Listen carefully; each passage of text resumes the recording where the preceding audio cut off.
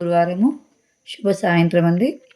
ఈరోజు శ్రీ సాయి రాధేకృష్ణ సన్నిధి ద్వారా తండ్రి చూపుతున్న పరిష్కారములు ఈ విధంగా ఉన్నాయి.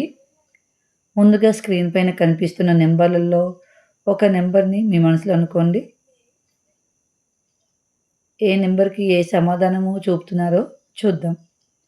నెంబర్ 1 కోరుకున్న వారికి బాబావారు చూపుతున్న సమాధానం: అపవాదు పడతావు, మెత్తగా మాట్లాడి అవతల వారి మనసు గెలవాలి, సాయిని స్మరించుతూ ఉండు.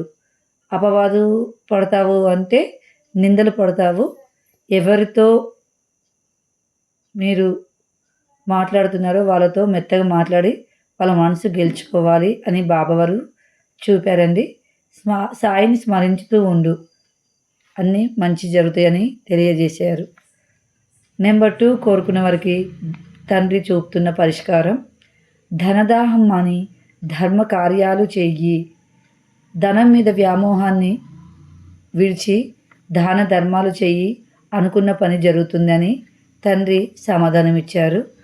3వ నెంబర్ తీసుకున్న వారికి బాబావారు చూపుతున్న సమాధానము: వాళ్ళు నా నిమిత్తం ఇచ్చింది దోచుకుని తాంబూలంతో మభ్యపెట్టకు. నాది నాకు ఇచ్చేస్తే నేనే నీకు కూలి ఇస్తాను. ఉదారంగా నువ్వు దోచుకున్న దాన్ని కన్నా ఎక్కువగా.